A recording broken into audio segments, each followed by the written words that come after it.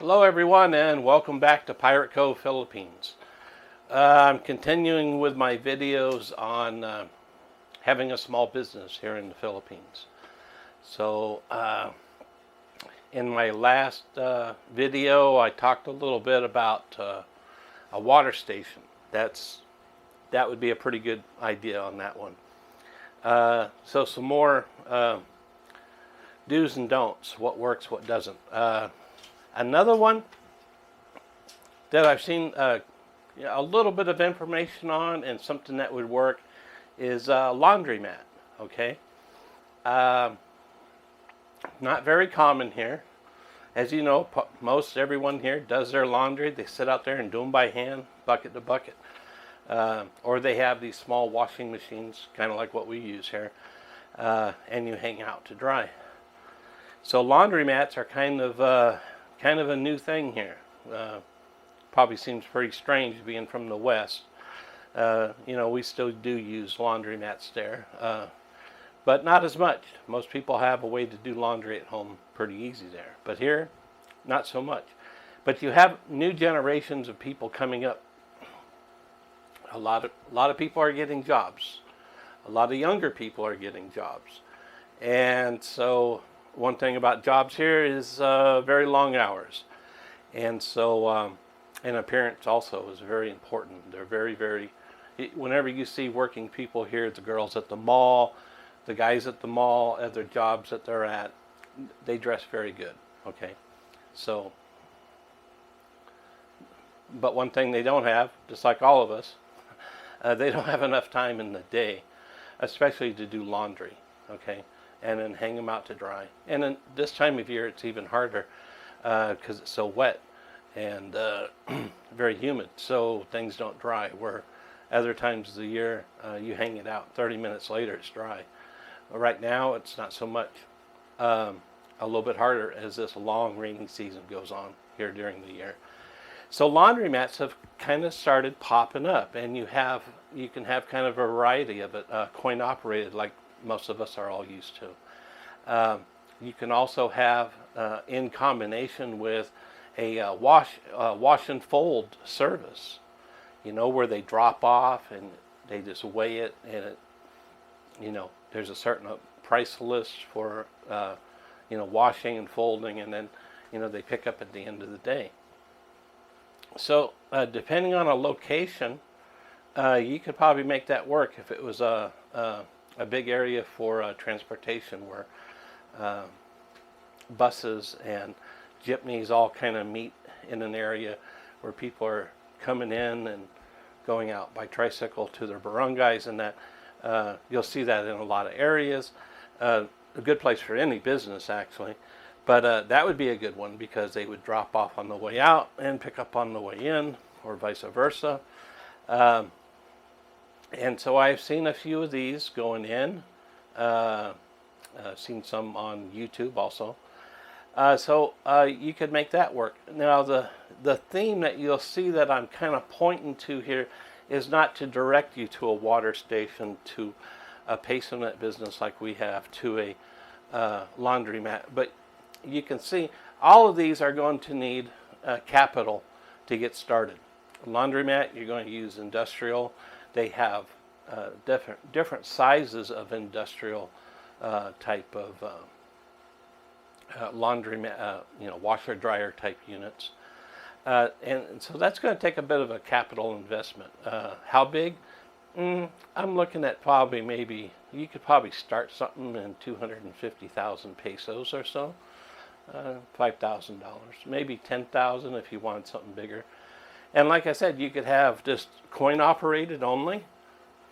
You could have coin op and then have a unit or two in the back for a wash and fold service. Have one, maybe two employees doing that. Or you could just have a wash and fold service. So you could kind of like start that, go one way, adapt, and that's something you got to always be ready to do here, is adapt to the market. So that would be another area. Of course, I'm going to do a few videos here on our actual business. One of them is Pasonet. Now, Pasonet is like a internet cafe, but it's not that fancy here. Um, Actually, Internet Cafe or PesoNet does really well. I was quite surprised by it myself. Um, when I got here, my wife already had printing business going, kind of small, and I invested in it, and we got a bigger location, and she expanded out to do some more that she'd wanted to do, and that has been incredibly successful here. Mostly due to her part. But she said, hey, why don't you do PesoNet? And so I really didn't know about it. And I thought, well, I looked at the costs. There's some investment there, of course, like anything here.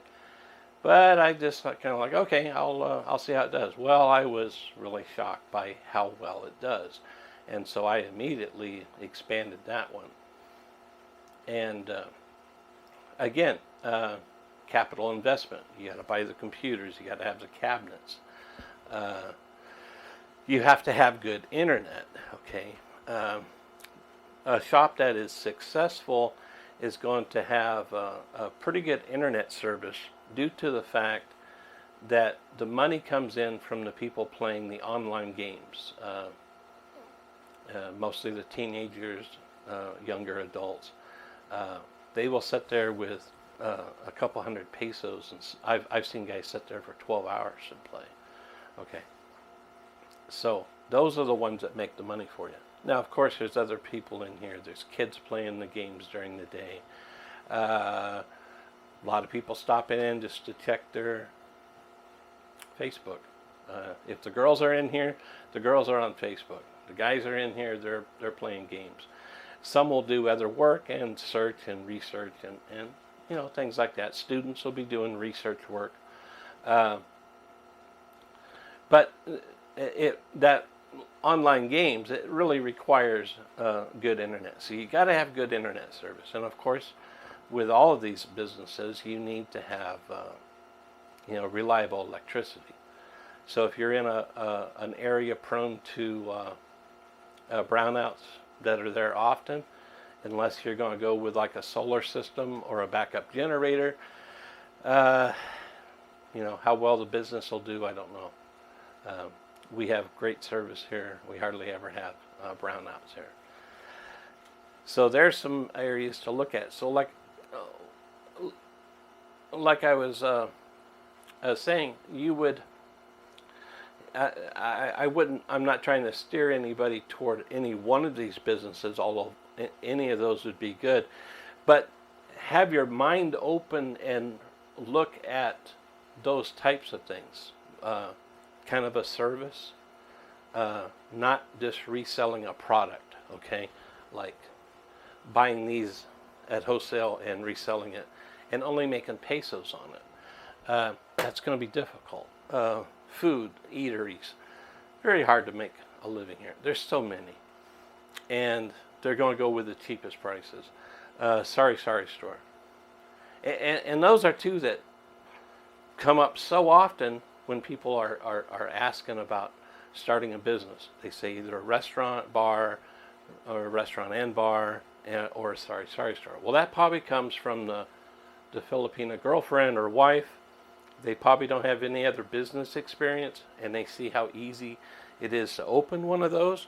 There again, not a lot of capital to open one, but you don't make anything off of it. Okay, you make so little, and then with the problems that can come up from those, your profit's gone in nothing. Where if you're in a business that has 70 to 100% markup, which is where most businesses, retail type business that sell products in that, markups are at least 70%. Then you're able to weather out problems, theft, a market going down here and there. You're able to weather it, okay? Where if you're only making a few pesos off of products, you can't weather an employee that's stealing from you, a family that might be stealing from you, or problems with the store. God forbid, a fire or something bad, a calamity they call them here, it's going to be hard to weather those things. So you'd be out of business in no time. So anything you're going to do that's going to make a living, make it worthwhile for you to to be in business for, is going to require capital. So that capital could be 5,000, 10,000, maybe up in the 15 to 20,000. If you think about that, that's not a lot compared to putting up a business in a Western country. I know the United States, you might be out $10,000 just in permits to open some small shop somewhere. Okay, so if you look at it that way, it's not too bad. Okay, so but that's a lot of money here, and that's not easy for people to put up that capital to start a business. So right there, you're going to have the advantage. Now what you got to do is look at what wants and needs, like I said in the last videos. Where is the wants, the needs? Some of those areas can intersect a little bit, and that's going to be the direction you need to go. So here's the most important thing, and anybody that's telling you the truth about coming over here, they'll say the same thing, is to wait. Do not get in a hurry. I see guys on the forums and online, and they're like ready the moment they step off the plane to start their business. No, no, no, no, no. You don't want to do this, okay? You need time. And probably the number it comes up is wait 1 year. 1 year would be really smart. It takes a year before you're really going to see things around here in a way that's going to really benefit you. Okay, you got the first few months is kind of like, they call that the honeymoon, and everyone has the rose glasses on and everything's so, fun and nice because, you're probably going somewhere, you're going to some of the nicer resorts, the beaches, and then after a while, you start settling into, okay, getting this done and getting important things done here, and see how frustrating some of that can be. And, to be quite honest, the 1 year mark is often the point where people can actually say whether or not they can go on and try to stay here, or they're just like, this place just is too stressful for me. I cannot adapt to this. I don't think I can stay here. So you wouldn't want to have a business going and then be at the point, in 9 months or so going, I can't do this. Okay, so 1 year, give it 1 year. In that 1 year, hey, have your eyes open, have your ears open, see what's going on, see how things are. Look at those spots that would be the right kind of traffic for the kind of business you're thinking of, okay? And look into it more, go around. You might not want to be too open about what you're wanting to do, because people will try to copy you here. But use a lot of common sense and think about things, and keep your eyes open, and you'll be able to have a lot better grasp on how things work here. The written rules, of course, are easy to find. The unwritten rules, you'll start to learn about your area and how well accepted you would be with a business here. So that's going to be an important part of any business. So first thing, don't get in a hurry. Okay, take your time, keep your money ready, and look for those areas. That way you're going to have a much better chance at success to start with. And also be ready to not be able to make a profit for a while. It's not like we can go out and advertise all over the TV here. Word of mouth and just exposure to a busy intersection, a busy area, a lot of foot traffic. people coming in. Word of mouth is going to be the number one. They're going, wow, they got a nice shop there. They treated me real good. They seem real professional. People will come in just to see the foreigner that's there. But you'll see it'll take some time to get things going. So part of your capital startup is going to be able to pay the rent and pay this and pay for your supplies and pay and not expect a profit that you can live on for some time, maybe a few months. We we were pretty much paid out on everything for 6 months, and by that time things were starting to happen a little bit, but it wasn't rocking real good.